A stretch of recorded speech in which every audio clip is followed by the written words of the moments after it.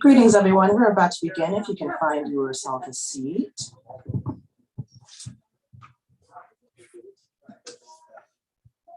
If there are a lot of seats available, if you want to have one.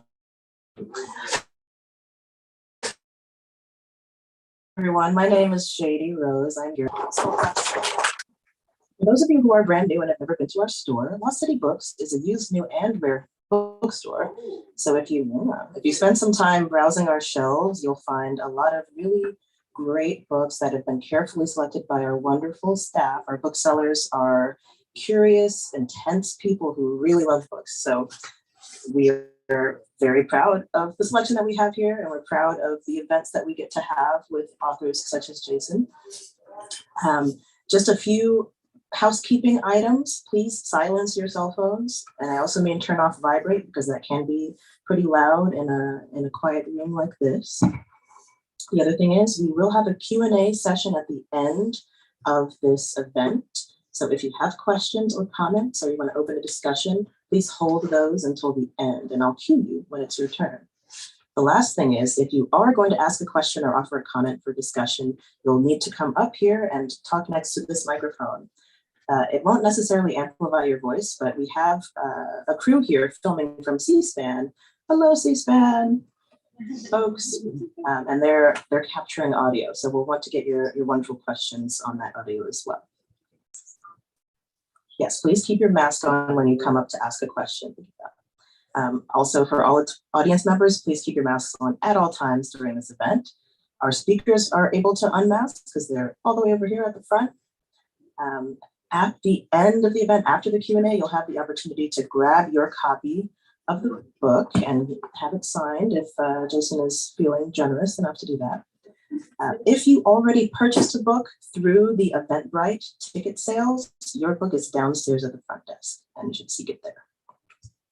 Without further ado, I'm going to introduce our guests for this evening. Jason Steinhauer is a global fellow at the Woodrow Wilson Center and a senior fellow at the Foreign Policy Research Institute, a contributor to Time and CNN, a past editorial board member of the Washington Post, Made by History section, former founding director of the Lepage Center for History in the Public Interest, and is currently a presidential counselor on the National WWII Museum. In 2020, he founded the History Club on Clubhouse, which he hosts regularly. The club has more than 100,000 members and averages 2,500 participants per week. Jason has twice traveled overseas with the U.S. Department of State as part of diplomatic exchanges between the United States and the European Union, meeting with government officials, scholars, and students to discuss the effects of the web and social media on public understandings of news, history, and information. He has spoken at events across the United States and Europe and appears frequently in the media. A native New Yorker, he is a long-suffering New York Jets fan. I'm so sorry for you. And our moderator, Todd, is it Theringer? Yes, thank you. Todd Theringer is the vice president of the Harvard Club of Washington, D.C., and organizes weekly events that are open to everyone. So after this event, maybe you ask him about that. He is also the executive director of a healthcare nonprofit, so you can ask him about that too. If you have any questions, as I mentioned, please hold them for the Q&A at the end of our event. And without further ado, I'm going to put my mask right back on and pass it over to Jason and Todd.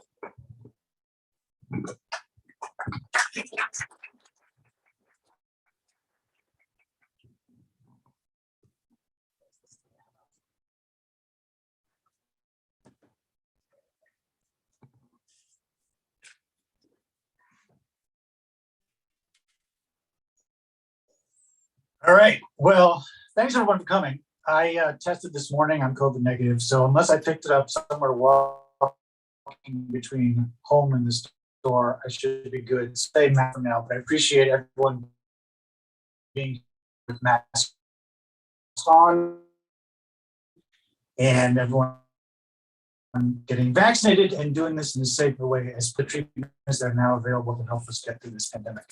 I actually kind of wanted to start with a little story because I was thinking about this yesterday. It's kind of funny. So I am Jewish and I got bar mitzvahed last century. I won't specify the year because that would reveal something about my age, which I'm still grappling with, but it was in the 20th century.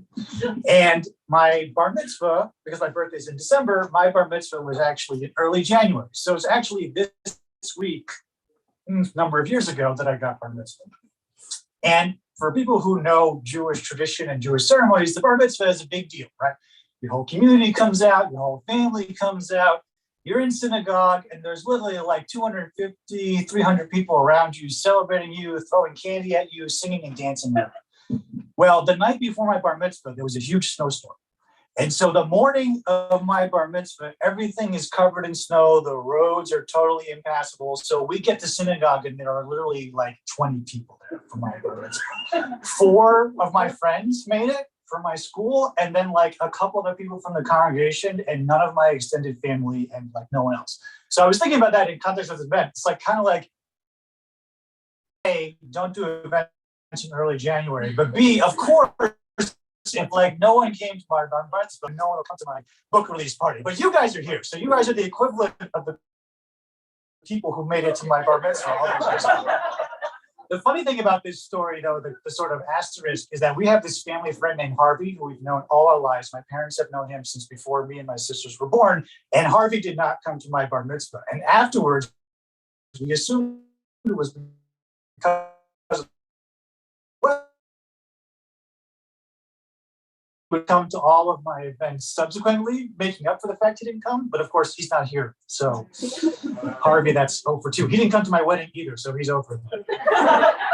But anyway, no, I really appreciate you guys being here. And having done events at the Library of Congress for years, I know how hard it is to do events in Washington in the wintertime, even when there isn't COVID. So we're here because I just amazingly wrote a book. It's funny when you listen to someone read your bio and it takes them about a minute or two to go through all these things that took you 25 years to do. And you're like, man, that was a lot of work to just get like a 1-paragraph bio. But this small little book, which is 160 pages, it turned out, took me about 5.5 years to write. I began having the idea for this book when I worked at the Library of Congress. And when I worked at the Library of Congress, we had at the time a senior scholar position in astrobiology. And the guy who held that position was a guy named David Grinspoon. And David introduced me to this world of science communication. And for people who aren't familiar with science communication, it's basically a sub-discipline of science where scientists and science communicators think about how scientific information gets communicated through various media and how science can best affect public policy and public conversation.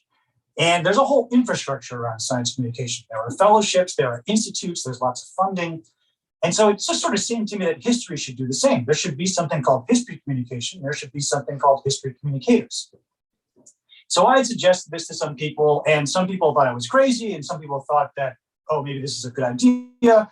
So a bunch of us got together and started talking about this. And we had some workshops, we had some brainstorming sessions. We actually developed a history communication curriculum. There's now actually a history communication lab at Wayne State University. And we had history communication fellowships at Villanova. Maggie was one, she's right there in the back.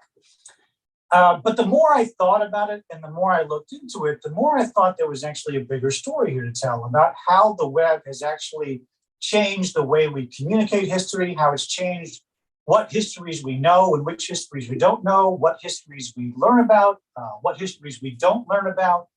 And I just felt like there was enough there that it merited a book. So I began taking notes and I began collecting articles. And then I got a new job, I moved cities, got married, we bought a house. So I put it all down.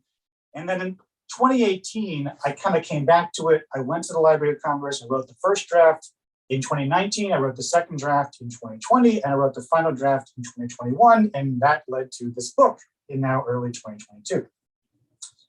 What is, to me, still kind of astounding about the book is that when I turned in the manuscript, it was this big, long Word document. And then I got it back, and it was like this little tiny book. And I was like, maybe I should have not edited out so much. But originally, there were 80,000 words in this book, and the finished version has about 50,000.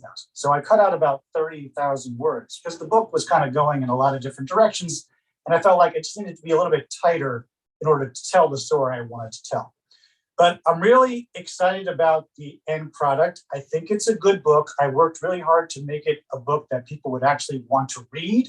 It's written in sort of a journalistic style. It has sort of a narrative structure to it. It's chronological in some senses. And I'm excited that people beyond the history profession are reading it. I've heard from journalists and people in tech and other government officials who have been kind of captivated by it and want to know more about it. So I'm excited for this conversation. I'm excited for all you to read it, and I'm excited to hear what you think about it because it was written for you. Shady asked if I would just read a little bit from the book, and I'm just going to read a really, really small part because what I'll read kind of sets up the whole premise of the book, and it'll segue into Todd and I having a conversation about it, which we will then bring you into the conversation as well. But really, this book is set up in a way so that it introduces an idea, and that idea is e-history, and we'll talk about what that is. Just like there's e-commerce and e-trade, I suggest that there's something called e-history. And it talks about sort of these value structures that are in opposition, the values that sort of underpin the traditional practice of history and the values that underpin the web, and how those two sets of values clash and why that necessitates this thing called e-history.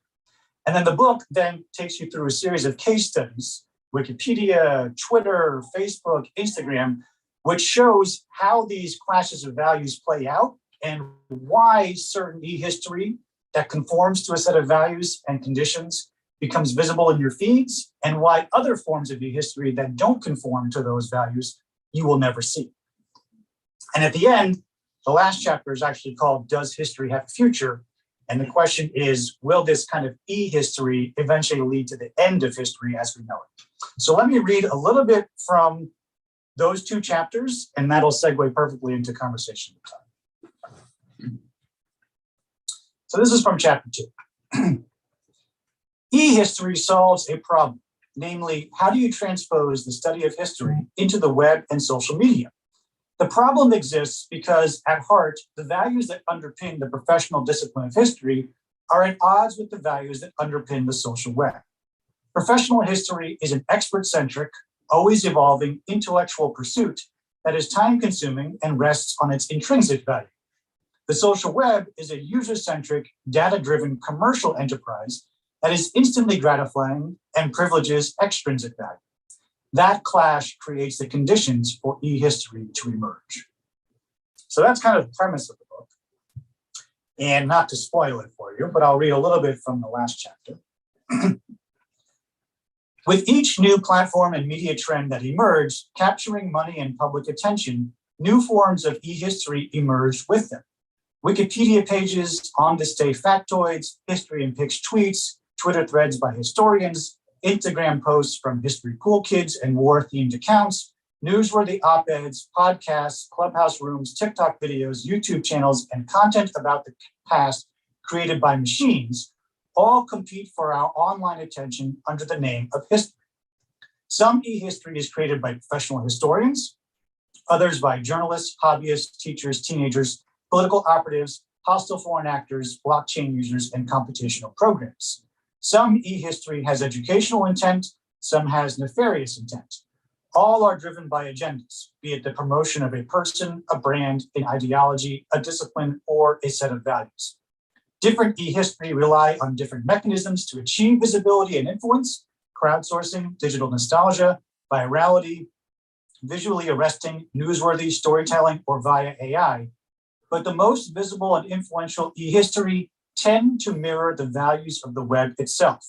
The chief result has not been a more sophisticated understanding of the past among non-historians that rely on the social web for information, but rather the embedding of the values of the social web deeper into our lives, the characteristics of EHistory coming to represent all history, online and offline. So that's kind of the book in a nutshell. And my friend Todd? Yes, I'm ready. Okay, so we'd love to hear what you think. Yeah, well, I've thought up a few questions, but let me start by asking you to define a word that you coined in your book, EHistory. What is the exact definition of EHistory? And I have a follow-up to that concept. If someone reads something online and they print it out and it becomes, say, a book form, is that still EHistory? Yes, so let me actually read from the book so I don't butcher my own definition. So in the book, I define EHistory as discrete media products that package an element or elements of the past for consumption on the social web and which try to leverage the social web in order to gain visibility. I'll read that one more time. Discrete media products that package an element or elements of the past for consumption on the social web and which try to leverage the social web in order to gain visibility. So I sort of see history, like I said, as a product of a particular moment in time. Basically, there are these platforms, and people post on these platforms because they want their content to be visible. That includes content about the past. And so EHistory is the solution that people have come up with in order to make history content visible on the social web, whether it be on Twitter or Wikipedia or whatever. And in the book, I talk about different mechanisms by which people make those content visible. And I argue in the book that EHistory is necessary because of this clash of values between sort of what we think of as traditional history and the values that the web sort of engenders or prefers. So I guess in the same way that there are ebooks and there's e-commerce, there is EHistory. And I suppose if you do an e-commerce transaction and you print out the receipt, it's still e-commerce, right? So I think it's about the transaction. It's about the mechanisms. It's about where the transaction is happening and what is being prioritized and what is being valued in order to make that transaction happen. So I know 10 years ago or 15 years ago, when I looked up something on the internet, I automatically thought it was true. I figured if it's online and here it is, this is the facts. There can't be anything else. And then in the past, say, 4 or 5 years, based on political things that have happened in the US, now I doubt what I read. Now I say, I always sort of think, if that's true. What role does EHistory play in maybe convincing someone that what they're reading is true? Yeah, so this concept of truth is tricky, right? Because truth can be historically located. In other words, what is sort of understood to be true in one historical moment can then be disproven in another historical moment, right? So I think the word that I prefer to use is accuracy. And so one of the things that I talk about in the book are the incentives inside the social web. And at this moment, the social web really privileges visibility and signals of power. It does not privilege accuracy, right? So if you can make your content go viral, and then you will get rewarded inside the ecosystem, regardless of whether your content is accurate or not. And so one of the things I talk about at the end of the book, and I've been talking about as I start to do lectures and stuff around this, is can we design a better set of incentives for the next iteration of the web so that we do privilege accuracy as opposed to things like virality, right? But to your point, I think what I want to do with this book is I want people to get a better understanding of why they're seeing certain content in their feed. And the reason that you're seeing content in your feed is oftentimes has nothing to do with accuracy. It oftentimes has nothing to do with truth. It has to do with other factors. And those factors could include, for example, in the book, I talk about the concept of newsworthiness, right? And how a particular piece of history, if it happens to be able to be pegged to an item in the news, that might raise it to the visibility of your Twitter feed or on your Facebook page. Now, there's no guarantee that that piece of history you see is going to be accurate or that it's going to be by a historian. And there are plenty of examples in the book where those things are being created by disinformation agents or by Russia Today or something like that. But the fact that they can peg it to a news hook and get it into the news cycle makes it so that you see it and that you don't see other things, right? So I think just a very basic media literacy message in this book is to better understand and ask yourself, why am I seeing certain pieces of information in my feed at this moment in time? And oftentimes that has nothing to do with truth, has nothing to do with accuracy, has nothing to do with rigor or sophistication. It has to do with other sets of conditions. And those are the conditions that I detail in the book. When reading this book, I had to think about my own education. I consider myself a very educated person, but oftentimes things will show up in my feed and I have no idea what the subject is. And then I realize, well, I don't know anything about this history. So if I have time, I'll Google that subject, and then I'm overwhelmed with information. I'm not able to come to a decision about what I just read, whether it's true or not.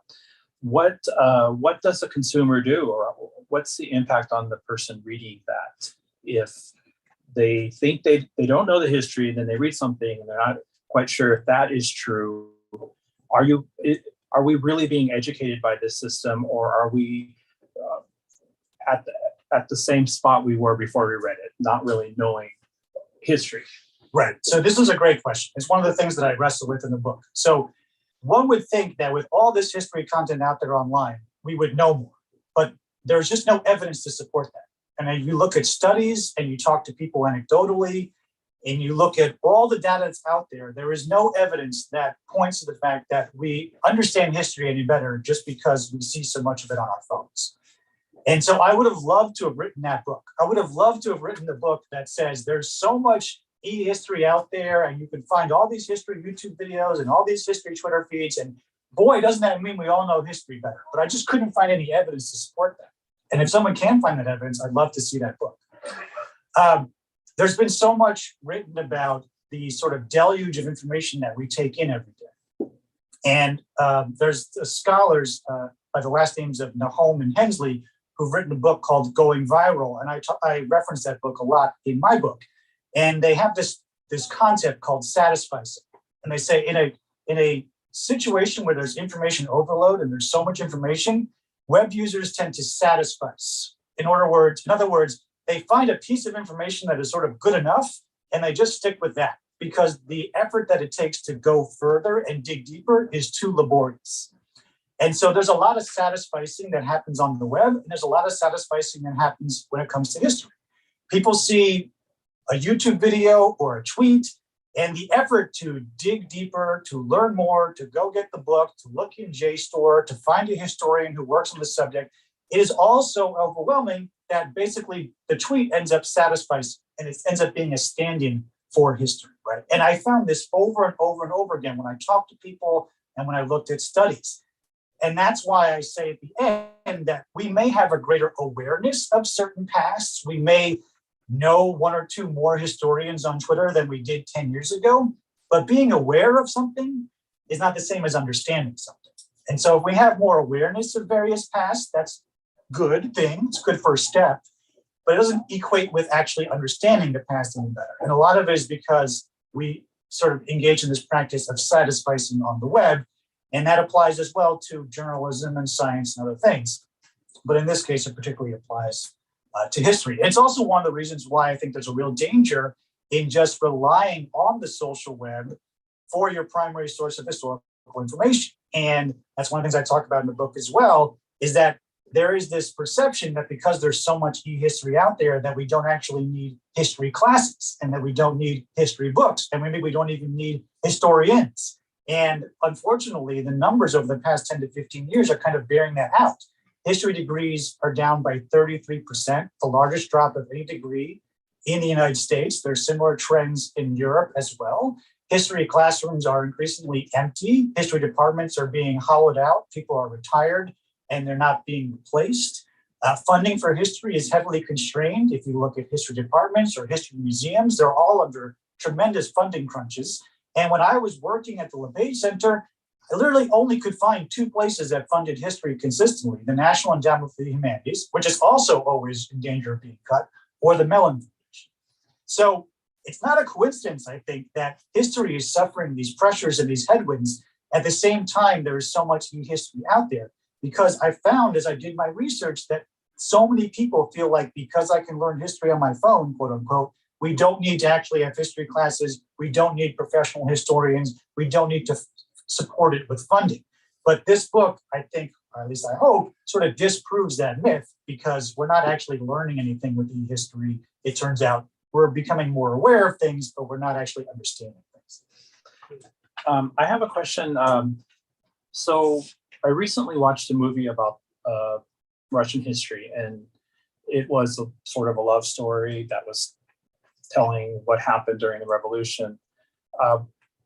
When I finished that movie, and if I were to have a conversation with you about the Russian Revolution, in my mind would be what I saw in that movie. Do you feel that what people are getting, say, in their feeds or online is similar to what type of history they might get if they watched a movie? Or is it, there's some element of storytelling versus history? And do we need to be entertained if we are interested in history? Yeah, that's a great question. So this one of the studies that came out recently was by the Frameworks Institute, and it found that more and more people are relying on movies and social media and news stories to get their history, right? So they're not reading books like mine or books that are in the store, but they're going to the movies and they're satisfied. They're saying, this is enough. I know enough about the subject. And obviously, this feeds into some of the stuff we've already talked about. But in particular, I have a whole chapter in here called The Storytelling Past. And what's really interesting is how over time, storytelling has become conflated with history. And there are reasons for that. There are historical reasons for that, which I talk about in the book. And one of the reasons for that is because so many journalists have now gotten into the history business. And as storytelling has become such a popular and dominant conceit inside journalistic circles, it has now bled over into historical writing, particularly popular historical writing. And so you hear a lot of journalists talk about history as storytelling, and that has now creeped into the public consciousness, whereas those two terms become conflated. I personally think I have a lot of misgivings about equating those two terms, right? Number one, as much as a good story can entertain, it can also mislead. So we have to be careful when it comes to stories, right? You can tell really powerful stories that can get people to believe nationalistic, xenophobic, racist, other kinds of terrible ideologies. So stories can work both ways. So the fact that something is storytelling and invokes history is not always a positive thing. It leads to some of these terrible outcomes. The other thing is, though, and I talked about this on a podcast recently, my grandmother was a Holocaust survivor. And one of the interviewers on this podcast said to me, oh, well, there must have been so many stories about the Holocaust that you heard. And I said to him, actually, my whole childhood was about not hearing stories because my grandmother never wanted to talk about the war. That doesn't mean I didn't know history. It just means I didn't hear her stories, right? So there's a distinction between those two things. And I think when those things get conflated, it gets tricky. And it also, again, leads to some of these satisficing moments where you feel like, okay, I saw the movie. I know who the main characters are, quote unquote. I know what the moral is at the end, quote unquote. And so I don't need to go any further. And history at its core is not a fairy tale. It doesn't have lead characters, right? It's a messy, complex, dynamic inferno of what happened in the past. And that doesn't always lend itself to a good story. So invariably, when people do turn history into storytelling, oftentimes things are flattened, things are distorted. The importance of certain characters is elevated in order to make them more appealing or more dramatic. And again, this gets to the accuracy question. So movies can be an entryway, but they shouldn't be your endpoint. There was a part of your book where you discussed historians, the rise of historians, the rise of the profession of history, being trained as a historian. And you also discuss how journalists have taken on the role of historian, where, say, 100 years ago, a journalist would never necessarily be trusted in giving their version of history. So how, and perhaps you don't know this question, but at what point did journalism and history combine where the journalist takes on the role of historian? Yeah, so I have a whole chapter in the book called The Newsworthy Past. And I know there are a few journalists here, but there's a little bit of criticism for journalists in this book. But that's okay. Journalists criticize everybody, so they can take a little bit of criticism. It's really interesting to look at the history of journalism, right? Because it turns out, and there's a great book on this by a scholar named Thomas Schmidt, who I believe is at UC San Diego. It turns out that when journalists in the 1960s and 70s and early 80s were facing stiff competition from television, they actually invested in working with screenwriters and scriptwriters and others in creative fields to make their journalism more storytelling centric, right? So this was a concerted effort by the journalism profession because they were worried about losing readers and subscribers to television. And so they wanted to make their journalism more like TV. And that has led to the growth of sort of these human interest stories, right? Where there's a main character. You start the story with an individual who is on a journey or is trying to overcome some struggle. And then you zoom out to a wider frame. And it's a whole conceit, right? We're familiar with this now. But that wasn't the way journalism always was. This is a historical thing, right? So if you go back and look at the history, importance of history, right? You can see how this evolved, right? As part of that, what got to be considered journalism grew and expanded. So it was not just solely about who, what, when, where, and why, but now it was about characters and individuals, and slowly but surely that has then grown to encompass historical stories and historical individuals. And I sort of make the point in my book that at the same time that journalists were decrying those who would call themselves journalists but didn't have journalism degrees, they were doing the exact same thing to history. They were writing historical books and doing historical projects and calling themselves historians without having history degrees, right? So it's sort of like talking outside of both sides of your mouth. But basically, I make the argument in the book that history has been good for the business of journalism.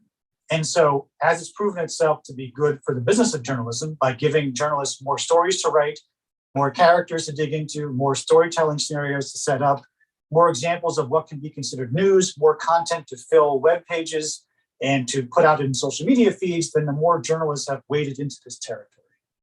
And there are some journalists who do it really well, and there are some other journalists who don't do it as well. But it's something to be aware of when we as consumers are looking at bylaws and asking ourselves, okay, why am I seeing this story in my feed? Who wrote this story? Is this person a historian? Is this person a journalist? Is this genre of journalism?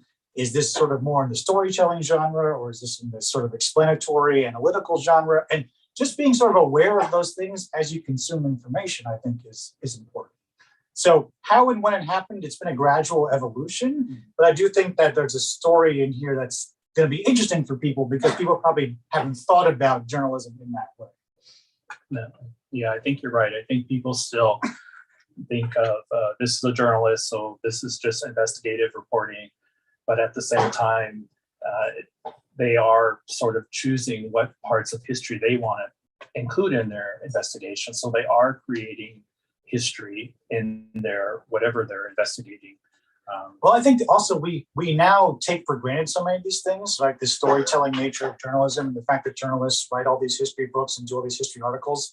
And it's sort of interesting to realize that that wasn't always the case, right? This was the evolution out of a particular time and place, and evolution out of particular needs and expansions of journalism, both the business side of journalism and the editorial side of journalism.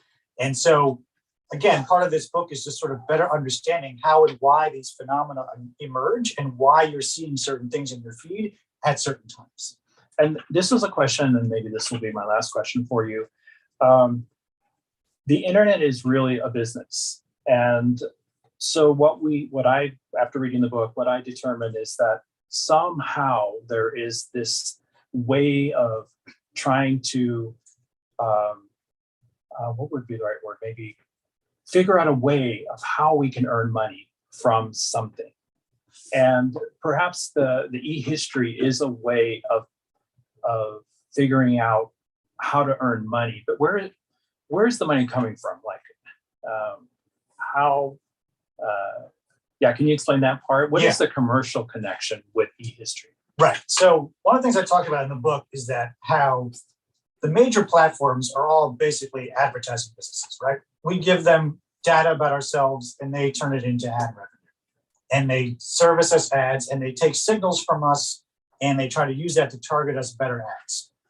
So at heart, Google, Facebook, Twitter, these are commercial enterprises. And so when you engage with all of those entities, you are engaged in a commercial enterprise, whether you like it or not.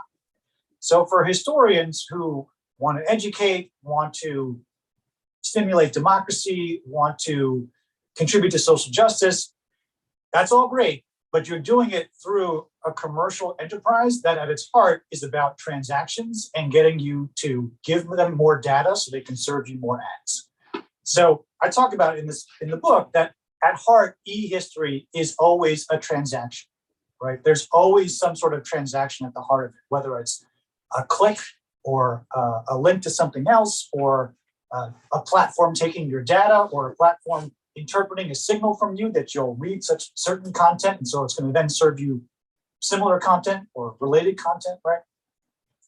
And so that's why I say that the sort of commercial data-driven aspect of the web is invariably a part of eHistory, whether historians and educators like it or not.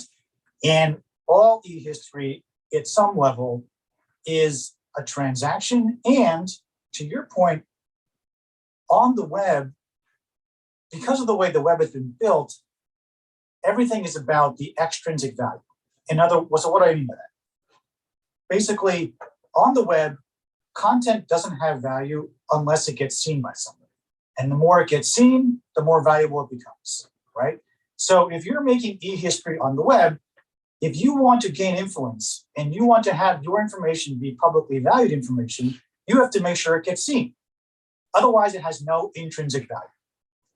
And so part of the challenge for people like myself who want to communicate history online is you have to figure out a way to make sure your content can be extrinsically valuable to something else. And that could be having a large number of followers, generating a large number of clicks. In my case, on Clubhouse, I have 100,000 members in my club. So that gives my history information much more value than if I had 5 members in my club, even though the accuracy of information would be exactly the same, right? I could give the exact same lecture and give the exact same sophisticated answers to the same exact questions. But because I have 100,000 people in my club, it is more valuable online than if I had 5, right? That's just how the web works. Everything is tied to extrinsic value. And so this poses a challenge for historians who aren't working on topics that are not immediately and obviously valuable, right? It is intrinsically valuable to know about indigenous populations in Bolivia. But on the web, it has no extrinsic value. In other words, very few people, especially in the United States, would click on that. There'd be very few people who would follow that account. So that history, even though it's accurate, even though it's rigorously researched, even though it's sophisticated, even though it's important to know, and we can agree it's important to know, on the web, it would gain no traction. So this is the conundrum of eHistory, right? It has nothing to do with the accuracy of the information or how important it may be to people's lives. It ultimately comes down to it being a transaction inside of an ecosystem and has certain things that it privileges and other things that it does not privilege. And so that's ultimately the main message that I want people to take away from the book. When you're seeing something online, it's because of these other factors. It has nothing to do with the accuracy of the information or how important that information may be. And so I would like to envision a future of the web where things like accuracy are privileged over eyeballs, and where the number of members or followers in your club or your Twitter feed don't matter, where there's other ways to elevate and lift information into the feed. But to do that, we would have to design a completely different incentives for the web. And currently the incentives we have don't do that. I feel like I have just said it mouthful. Yeah. Minds are probably spinning, but half of this makes sense. And I promise if you read the book, it'll make sense. But this is why it took me 5.5 years to write this, because this was really complicated. And imagine trying to look at the entirety of the internet and trying to distill it into 160 pages. So I understand that people have lots of questions, and Brett's being like, oh, what? But I promise it'll make sense once you read it. So maybe we should get people involved. So Yeah, let's do it before I come up with more. So the way we're going to do this is because C-SPAN is filming, we do have a mic and we want your question to be on camera. So if you want to ask a question, keep your mask on, just come up here, ask your question, and then go back to your seat. But that way we'll, people who watch this on C-SPAN later won't be like, what question is this? So if you want to raise your hand or just come up to the mic, that'd be great. I guess one of the things that I keep thinking in particular, because like I am from Colombia, right? And I belong to several, I identify with several groups that are not perhaps part of the dominant paradigm, right? I am a woman of color, I have a disability, I'm from Latin America, in particular Colombia. I grew up in Washington, D.C. at a time when the war on drugs was raging in Colombia. And I mean, I can't wait to read the book, but of course, I have watched history favor the powerful all my life. I have watched revisionist history, you know, like determine the future all my life, right? To me, it seems like, I guess the question that I want to ask you is this: doesn't history always belong to the powerful? Doesn't history always belong to the elite and the people who can pay to have the story told the way they prefer? Isn't history always favoring those who can pay to have it palatable to them? Isn't that true of Elizabethan history? You know, and if there's a sense in which the story is merged with history anyway, if that's true to some extent, which is what I'm putting out there, you know, if it's true to some extent that we couldn't have known the Greeks without the myths. I mean, how many people are really going to read Thucydides? I did, but how many people are going to, right? If it's true that we needed those myths in order to be able to really understand the Greeks better, if we need Shakespeare to some extent to be able to understand Elizabethan history better, if perhaps we needed 100 Years of Solitude to be able to stomach some of what happened in Colombia, if that's true, is there some way in which the story can work with the history, assuming history is even really true? Is there some way those two can work together to in some way, like, to create a truth that perhaps has validity, that isn't entirely separated from accuracy? I don't know if this makes any sense, but I think you know where I'm going with it. I'll give it a shot.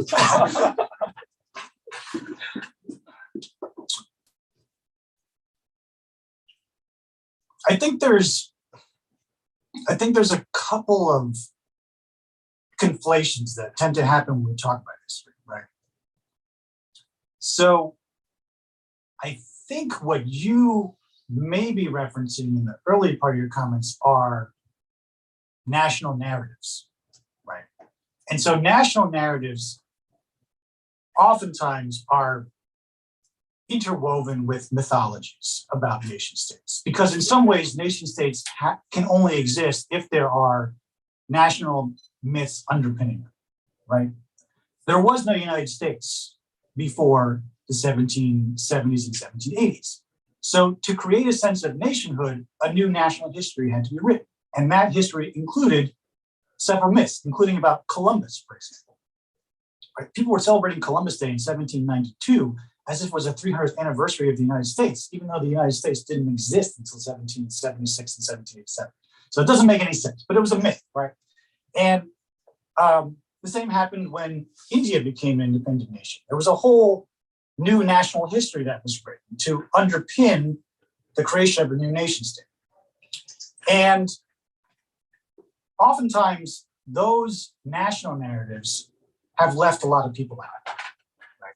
And so one of the things we're reconciling and reckoning with in the United States over the past 15, 20 years is how do we write more people in to the national narrative where they hadn't been there before. And that's to your point about women and people of color. And the good news is that there have been professional historians working on this for literally the past 50 years. The problem is people aren't taking history courses. So they're never reading those books and they're never encountering those professional historians. And so if the last history class you took was in 8th grade or 11th grade, then I have breaking news for you. Your understanding of history is going to be overly simplistic. And it's not going to include the panoply of stories and diversity of voices that currently exist inside historical scholarship. The problem is no one's reading historical scholarship. No one's taking history courses. And I make the argument in the book that EHistory is part of that problem because people are satisficing for EHistory and not going to the books and not engaging with the professional scholarship where a lot of this stuff resides. So that's, I think, one part of the question. I think I do talk in the book about how one positive of the social web has been that people have become aware of more pasts than they were aware of before. People are aware of the Tulsa Race Massacre, where they never were before. People are aware of more indigenous scholars and activists than they maybe have been before. But I would posit that awareness does not equal understanding, and understanding is the next step, right? So if you really want to understand history, you have to go deeper. I'm aware of gravity, I don't understand how it works, right? So I can be aware of lots of things that I find online and lots of different voices that I see in my feed, but we want people to have a better understanding. And to do that, you have to go further than just the Twitter.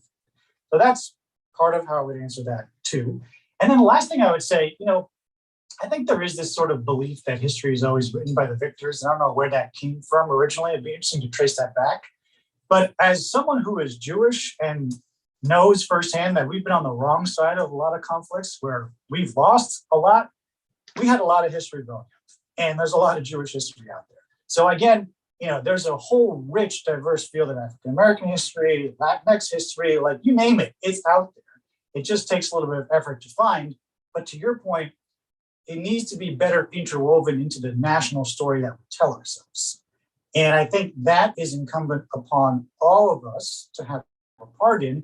And I actually worry that EHistory doesn't help us with that, right? Because it just sort of flattens everything to these surface level pieces of content online that we see for a moment in our feed and then move on, and we don't actually take the time to understand it. So, it would be great if we all better understood the role of women in the American Revolution and the American War of Independence. But how many of us can actually say that we do understand that? We may be aware that there were women who were active in the War of Independence or the Civil War, but to get that level of understanding, you have to go deeper. And I worry that EHistory actually doesn't have that effect. It doesn't actually make us go deeper. I found no evidence that it actually makes us go deeper. And so I'd like us to go deeper, and I'd like there to be a future version of the social web that incentivizes us to go deeper. And so we need to build that because the current one doesn't. Did that get? Thank you very much. Okay. Thank you. Somewhat relevant to the question I just. That was a hard question. That was a hard question, but I expect that from Canada. She's tough. I will have an easier question, I think. We're all excited to read this book. You mentioned there were 30,000 words that you cut. Yes. What can we expect from that? All right. Well, that's my friend and mentor, Jeff Lofton, with that question, who is just an ubermensch. So I have a newsletter, jasonsteinhauer.substack.com. And on my newsletter, I am starting to write pieces that are excerpted from the 30,000 words that did not make it into the book, as well as sections of the book and other ideas. So I encourage you to sign up for the newsletter if you're so inclined. It's free. You can pay for a subscription if you like, but it's free to just be on it. I actually did a lot of research about historians on Twitter, and I had a lot of that in the book, but I ended up taking it out for a variety of reasons. It just sort of was going off in tangents and it wasn't sort of advancing the story. But there's some really interesting statistics about historians on Twitter and which historians become visible on Twitter and which ones don't and why. Also, like when historians joined Twitter, it turns out actually 2015, 2016, and 2017 were the most active years for historians joining Twitter. And that's not a coincidence because it was also with the rise of President Trump. And so there was a direct connection with historians speaking out against Trump and his worldview and their engagement online with progressive activists on Twitter and other spaces. So I thought that was interesting, but it didn't quite make it into the book. I had a lot more in the book about journalism, which didn't make it in, about the business models and the incentive structures in journalism and how that leads to the production of certain history content and history op-eds, which didn't make it into the book. And I actually had a whole chapter on science communication, which I took out. Part of which actually was in my newsletter this summer, which I know Maggie read because she shared it online. But there was a whole chapter in there about how science communication works online and how some of these same dynamics that apply to history also apply to science. Also some stuff about anti-vax campaigns and how those have been instigated by foreign actors and disinformation agents. There's also a part in the book that talks about disinformation agents and how they use history and how they use historical memes and how they target people with historical information in order to rile people up or divide or lead people down rabbit holes. So there was a lot of stuff that got taken out that I thought was interesting, but ultimately just didn't really advance the narrative of the book. And this was a great exercise in editing. And honestly, I think the biggest reward for me in writing the book was just becoming a better writer. And going through that process of editing and refining and taking things out really made me a better writer. And I think you'll see that on my Substack, and hopefully you'll see it in subsequent books that I might write. So that's kind of the gist of it, my friend. Other questions? Wow, I've explained it so clearly that no one has So this has been really interesting, and will admit I haven't had a chance to read the book yet. My niece stole the book and took it. So anyway, get it back from her. Which made for a great Instagram post, by the way. Yes. But I'm really intrigued by what you said about people not going to historians for their history and sort of getting it from other places. And I'm reflecting on my grad school experience and thinking about the number of times I picked up a book on a topic that I thought was going to be fascinating, and it was the dullest book I'd ever tried to read about it. And so I'm curious about sort of what you think historians need to be doing to try to help make them be that source, because I can see why journalists became historians in many ways if the writing was easier to read and a more enjoyable experience than slogging through some historians. This isn't all historians, but like, I feel it. And so I'm just curious. I know, and I don't mean to be, This is a family member, by the way. I know. Sister-in-law. But shared niece that stole the book. But I was really thinking about that like, how do we, is public history the bridge to this? Is it, like, what is the thing that we do there? So, yeah. So right. What can historians do to try to help their case, I guess, is what I'm wondering. All right. Thanks. Sorry. Take the dagger out of my chest. Well, first of all, there's no rule that says history has to be enjoyable. And so history is oftentimes difficult, and reading Holocaust history is not particularly enjoyable, but it's important. Yes. So again, incentives that are built into the ecosystem, right? We have to be able to read things that necessarily don't bring us pleasure or that don't tell a good story. Now, that aside, I will say this. Again, with incentives, there are not a lot of incentives right now inside of academic publishing for professional historians to really hone their craft as writers. And that's, I took an extra year to rewrite this book to make sure it was in a journalistic style that people would read. But that is not a luxury that a lot of people have inside of academia, particularly if you are teaching a full course load, mentoring students, serving on committees, trying to get tenure, also grappling with the fact that enrollments are declining, and they're trying to cut your funding, and you don't know if your department's got the same number of people next year as it did this year. But there are a lot of pressures on academics, and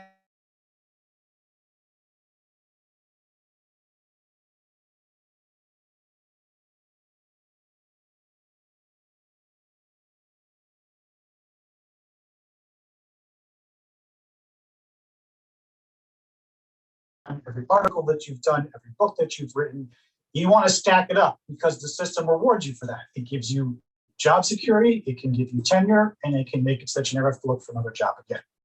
So I think that there's some structural things that don't always allow historians to focus on their craft in the way that maybe journalists get the opportunity to do, or independent writers get to do. I mean, David McCullough and Rick Atkinson can sit around and really work on their craft as writers. They're not teaching 3 courses a semester. They're not grading papers. They're not sitting in 4-hour meetings about this or that administrative item inside of an academic classroom. I would also just add to that, that there are some really good historians who are writers out there. It's just can sometimes be like really difficult to find. And so I think one thing that historians can do is we can make it easier for people to find our stuff. And that, though, requires adhering to the mechanics of the social web. In other words, you have to work within the Twitter ecosystem and the Facebook ecosystem and the Google ecosystem to get people to find your stuff, which means you have to kind of work with the devil a little bit. And then hopefully it will lead to people reading your books. But again, I go back to the fact that so far there's not a lot of evidence that that's happening. So that's why I say it'd be great if we could design a new set of incentive structures for the web, where the web would surface that stuff for us more easily based on a different set of incentives and assumptions than the way the web currently works. And let me give you a very concrete example of this. I'm active on Clubhouse. I have 100,000 members in my club. Okay. So in the early days of Clubhouse, I was actually involved in some conversations where they were trying to figure out how the algorithm worked. And one of the assumptions that Clubhouse made, I hope I'm not saying anything that I shouldn't say right now, was that the more people who were on a stage in a Clubhouse room, the more visibility the algorithm would give to that room. Because the assumption was that if more people are on stage and more people are staying on stage, then that must be a more engaging room. Now I pushed back on that and I said, wait a second, what I do is I have one-on-one conversations, right? So you're telling me that you're not going to make as visible a conversation where one person is interviewing another, and you're going to prefer conversations that have larger stages. That has nothing to do with the quality of the content, the accuracy of the information, the depth of the scholarship. It just has to do with an assumption in your head that more people is better, right? And so these types of assumptions are interrelated across the web on all these various platforms. And that disadvantages certain types of content and certain types of people and certain types of dynamics. And so that's part of the reason why you're not seeing certain information. And so I want to have a different set of incentives baked into the next iteration of the web. And I want those conversations to not just be among engineers and venture capitalists, but to include historians and sociologists and philosophers and other people, so that we could say, okay, if you design the algorithm that way, this is what's going to happen. It's going to prioritize certain conversations and it's going to bury others. And are we okay with that? That make sense? Yeah. Oh, this one's going to be a hard one. This guy is actually a really, really smart professor. I need this torpedoing me. So I really like all the questions that are about storytelling and about how to move storytelling to history. The best popular historians cultivate a taste, I think, for accuracy and complexity. And that's something that I think is lacking. Actually, the reference to Shakespeare is really great, because one of the things that you learn when you read Shakespeare is that there's so much subversive depth under the entertaining surface. Like, Henry V is a great leader and a total creep. Romeo and Juliet are inspiring and completely nuts. And it's the way that an author of that caliber can sort of pull people from entertainment to accuracy, that you cultivate a taste for accuracy. And so I guess my comment is, I'm interested to read your book, tremendously so, but I think the situation is actually worse than what you've described so far, because it seems like not only is accuracy a buried standard, there's a way in which the net is cultivating a certain kind of audience. It's appealing to certain motives that render accuracy in a way repulsive. I mean, I heard, I didn't realize this, I only heard it recently, that Facebook elevated stories that elicited negative response emoticons 5 times over other stories in order to give an advantage to stories that were polarized, because that's what drew more engagement. That's what got people to stay online longer and therefore see more ads in front of them.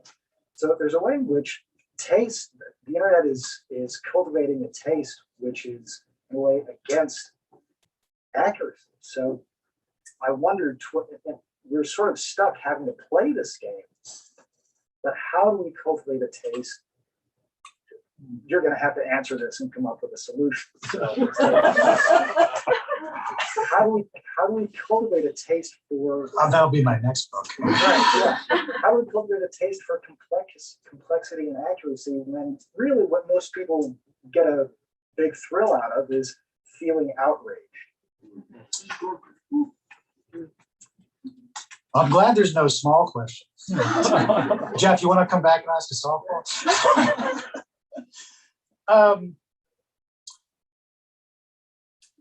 I was surprised when I went back and looked at some of the origins of these platforms, just how much there was this sort of ethos of anti-humanities expertise.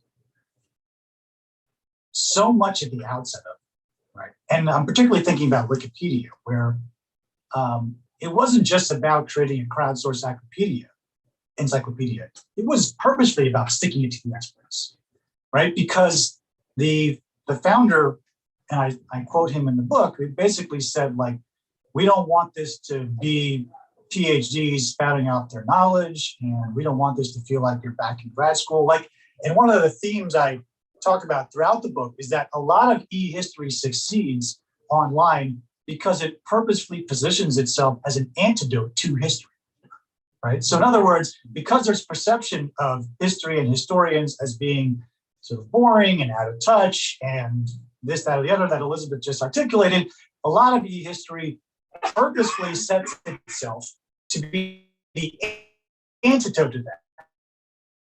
You get not your typical history, or the history you didn't learn in school, or, you know, there's actually like a podcast that calls The History That Doesn't Suck, right?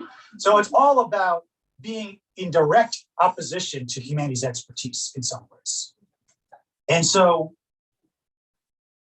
I guess my answer to like what we do about that is that if we recognize that that is a historical phenomenon that emerges at a particular time and place, then that also gives us the power to create a new historical phenomenon that emerges at a new time and place. And that new phenomenon would emerge out of the last 2 decades, where we've seen the dangers where all of that leads, and we collectively get together and roll up our sleeves and say, we're going to design a different ecosystem that is better, that does privilege accuracy, that does give more weight to particular areas of expertise, such as scientific expertise or humanities expertise, because we feel like that is better for society, and we feel like that is something that benefits all of us. And the one thing that social media platforms are most sensitive to is their users. Because again, they're all based on extrinsic value, the number of users, the number of clicks, the number of people on the site at any given time. So we have a lot of power as users that we don't always exercise. And so I think we can find ways to change our behaviors on the platforms that would force them to rethink how they write the algorithms and what types of information they privilege. And I know it feels challenging because these things are now so pervasive and everywhere in our lives, but we always have to remember that ultimately, if these platforms don't have users, they don't have any value. And so we do have a lot of power in our hands if we can mobilize it and if we choose to use it.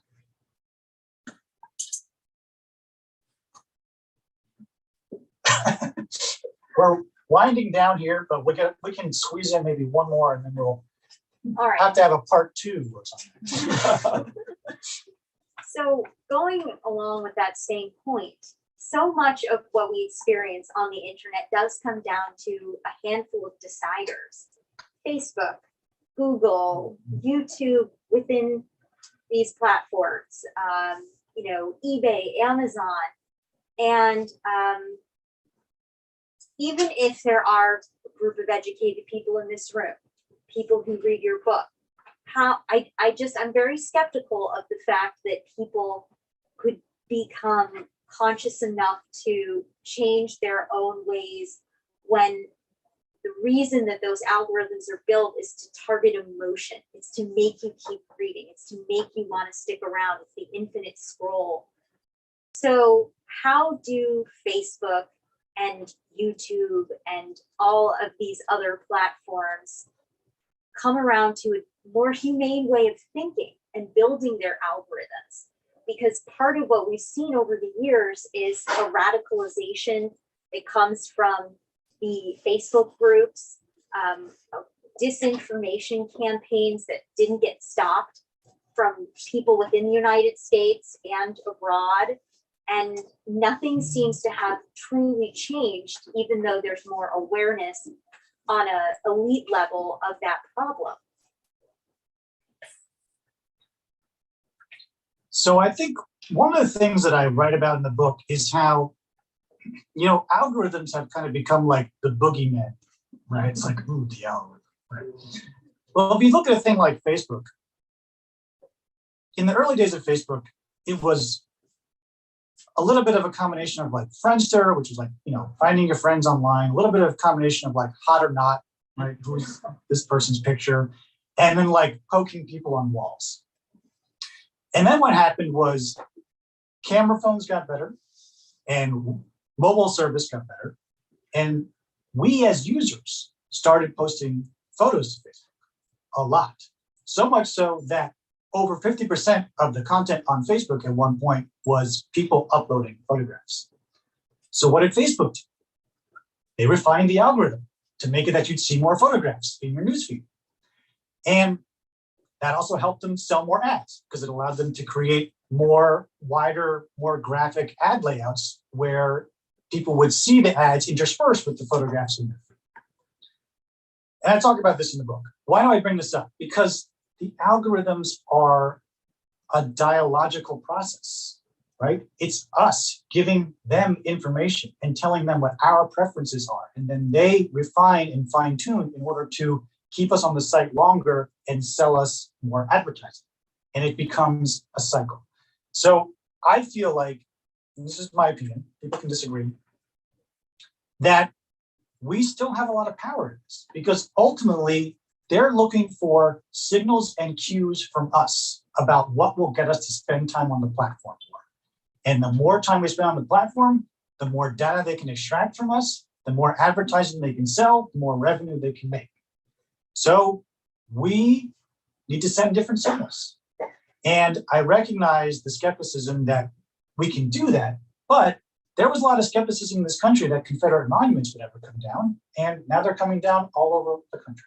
So change is possible, and that is one of the stories of history. If you understand and study history, you recognize that change is possible because while some things stay the same, a lot of things change. And they change because of human beings and their actions and different ideas, different books, and different words that get into the mainstream, and people adapt those ideas and things change.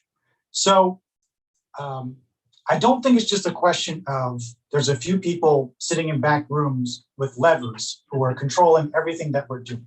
We have ownership of this. We helped to make this universe. It was our actions that allowed some of this to happen, that gave all the data to the platforms that they have then exploited and built into their algorithms. But because we had a hand in making it, we can have a hand in unmaking it. And I have to believe that it's true, and I have to believe that it's possible. Even if I probably spend the rest of my career working on it, I have to believe that it's true. And I probably will spend the rest of my career working on it. But I hope that in 2030, when I do my next book talk at Lost City Books, we're looking at a very different social media landscape that we all had a hand in creating because we were much more intentional about it and much more thoughtful about it than we were when all this stuff first arose.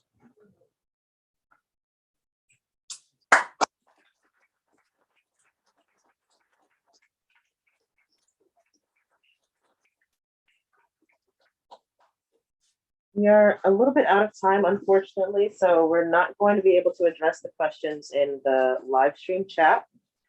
But for those of you who are watching from home, you can join the Clubhouse or the newsletter, and I'll drop the links into the chat there for you, and you can ask your questions there.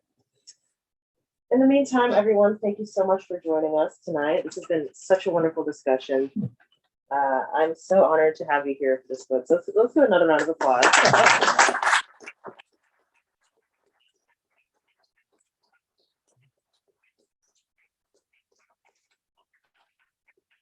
Don't move, I want to get pictures. I don't think I can. As I mentioned before, sorry, were you gonna say? As I mentioned before, if you bought your book on the Eventbrite, that's downstairs at the front counter for you. If you don't have a copy of the book yet, they're up here and you can get them signed. So take a few minutes to come and mingle and chat and be around your colleagues and friends. And thank you all for coming.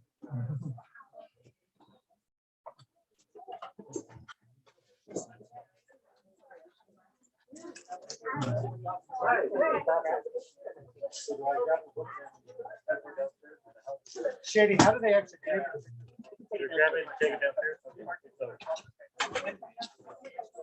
Yeah. Oh, okay. Oh, right here? Yeah. There you go.